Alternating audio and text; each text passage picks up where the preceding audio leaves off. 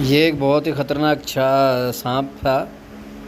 ये बहुत ही ख़तरनाक सांप था। जब मैं यहाँ सीढ़ियों के ऊपर छत पर गया हूँ तो ये दरवाज़े के ऊपर बैठा हुआ था। जैसे ये दरवाज़े का जो कुंडा होता है, कुंडे के साथ ये लिपटा हुआ था। इसको हमने फ़ौरी तौर पे डंडे के साथ नीचे गिराया। नीचे गिराने के बाद जो इसके ऊपर ईंट मारी है, तो ईंट की वजह से ये मरा है। अल्लाह का शुक्र है, कुछ नुकसान नहीं हुआ, बचत हो गई है। अब आप भी देख लें, ये हमने इसकी वीडियो बनाई है कि आप भी देख लें ये सांप को, कि ये सांप किस नौइयत का था। अभी भी ये अपना सर जो है वो कैसे उठा रहा है।